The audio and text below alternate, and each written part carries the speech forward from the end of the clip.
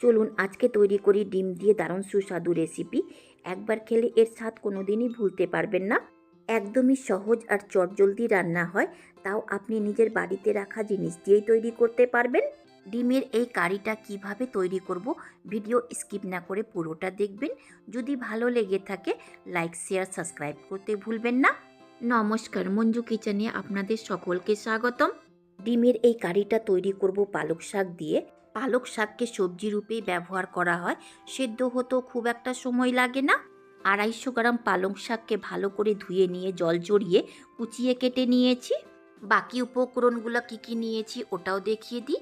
একটা বড় সাইজের পেঁয়াজকে কুচিয়ে নিয়েছি, তার সাথে নিয়েছি চেরা 5টা কাঁচা লঙ্কা। ফোড়নের জন্য নিয়েছি 2টো শুকনো লঙ্কা, 1/4 টিস্পুন জিরা, একটা এলাচ, দারচিনি, 2টো লবঙ্গ আর 5-6টা গোলমরিচ, 2টো তেজপাতা, 11টা কুয়া রসুন আর 1/2 ইঞ্চি আদা। আদা রসুনকে টমেটোর সাথে পেস্ট করে নেব। নিয়েছি একটা বড় সাইজের দেশি টমেটোকে কেটে। এই 3টে জিনিসকে একসাথেই পেস্ট তৈরি করে নেব। আর সেদ্ধ করা 3টা ডিম নিয়েছি, এটাকে কেটে নেব। আপনি গোটাও রান্না করতে পারেন। ডিমের ভেতরকার হলুদ অংশটাকে বের করে দেব। এটাকে আর কাটবো না, শুধু দুভাগেই কাটবো। আর সাদা অংশকে আরও দুভাগ করে নেব। দেখুন একইভাবে সম্পূর্ণ ডিমকে কেটে নিয়েছি। একে ভেজে নেবার জন্য চলে যাব ওভেনের দিকে। ওভেনকে অন করে ফ্লেমকে রেখেছি মিডিয়াম। চাপাবো কড়াই। ডিমকে ভেজে নেবার জন্য কড়াইকে খুব ভালোভাবে গরম হতে দিতে হবে।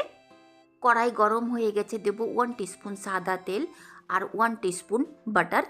প্রথমেই কড়াইয়ে বাটার দিতে গেলে পুড়ে যেতে পারতো, তাই তেল দেওয়ার পরই বাটার দেবেন। কড়াইয়ে তেল আর বাটারের খুব ভালোভাবে কোটিং করে নিতে হবে। এইভাবে তেল মাখিয়ে দেওয়ার পর ডিম দিতে গেলে ডিম একটুকু কড়াইয়ে সেটে যাবে না। ডিমকে হালকা করে নেড়ে চেড়ে তেল বাটারের সাথে মাখিয়ে নেব। দেব অল্প করে নুন, অল্প পরিমাণে কাশ্মীরি লাল লঙ্কা পাউডার। লঙ্কা পাউডার আর নুনের সাথে ডিমকে ভালো করে নেড়ে চেড়ে মাখিয়ে নিতে হবে। তারপর দিতে হবে অল্প পরিমাণে হলুদ। এইভাবে দিতে গেলে ডিমের মধ্যে কালারটা খুব ভালোভাবে ফুটে ওঠে। ভালো করে মিশিয়ে নিয়ে 2 থেকে 3 মিনিট নেড়ে চেড়ে ভেজে নেবার পর বের করে নেব। দেখুন ডিমের কালারটা খুব সুন্দর ফুটে উঠেছে আর ভাজাও হয়ে গেছে।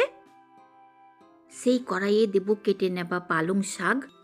আপনি একে জলে সেদ্ধ করেও রান্না করতে পারেন। একে সেদ্ধ করে রান্না করতে গেলে জলটা ফেলে দেবেন না, গ্রেভিতে সেই জলটা ব্যবহার করে নেবেন। শাকে দেব অল্প পরিমাণে নুন। নুন দিতে গেলে শাক নিজের জল ছাড়বে, সেই জলেই শাককে সফট করে নিতে হবে। ভালো করে মিশিয়ে দিয়ে ঢাকা দিয়ে রান্না করব।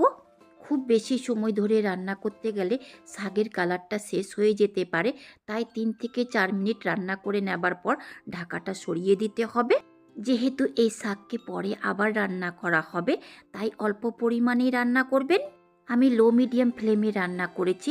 দেখুন শাকটা সফট হয়ে গেছে, বের করে নেব। শাকের কালারটা একটুকু নষ্ট হয়নি। সেই কড়াইটাই পরিষ্কার করে ওভেনের উপরে চাপিয়ে দিয়েছি। দেব 5 টিস্পুন সাদা তেল। আপনি সরিষা তেল দিয়েও রান্না করতে পারেন। ফোড়ন দেওয়ার সময় ক্যামেরাটা অফ থেকে গেছে, তাই দেখাতে পারলাম না। ফোড়নে দিয়েছি জিরা, তেজপাতা, শুকনো লঙ্কা আর গোটা গরম মশলা। অল্প করে নেড়ে চেড়ে ভেজে নেবার পর দেব একটা বড় সাইজের কুচনো পেঁয়াজ আর 5টা চেরা কাঁচা লঙ্কা। মিডিয়াম ফ্লেমে একেও নেড়ে চেড়ে সফট হওয়া পর্যন্ত ভেজে নিতে হবে। 3 থেকে 4 মিনিট ভেজে নিয়েছি। দেখুন পেঁয়াজটা সফট হয়ে গেছে।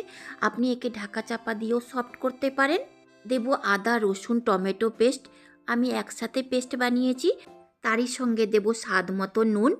নুনের সাথে ভালো করে মিশিয়ে নিয়ে ততক্ষণ নেড়েচেড়ে রান্না করে নিতে হবে যতক্ষণ টমেটোর কাঁচা গন্ধটা না চলে যায়। তাছাড়া নুন মিশিয়ে ভাজতে গেলে দ্রুত ভাজাও হয়ে যায়। 3 থেকে 4 মিনিট টমেটোকেও কষিয়ে নিয়েছি। দেব মশলা। 1 টিস্পুন থেকে কম জিরা পাউডার, 1 টিস্পুন ধনে পাউডার, কালারের জন্য 1 টিস্পুন কাশ্মীরি লাল লঙ্কা পাউডার। যদি আপনার কাছে থাকে তো দিবেন, না তো স্কিপও করতে পারেন।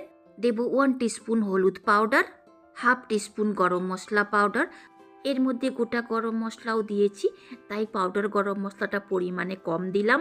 মশলার সাথে টমেটোকে ভালো করে মিশিয়ে নিয়ে মশলাকে কষিয়ে নেবার জন্য দেব 1/4 কাপ জল। মশলার সাথে জলকে ভালো করে মিশিয়ে নিয়ে একদমই কম আঁচে এই মশলাকে ভেজে নিতে হবে।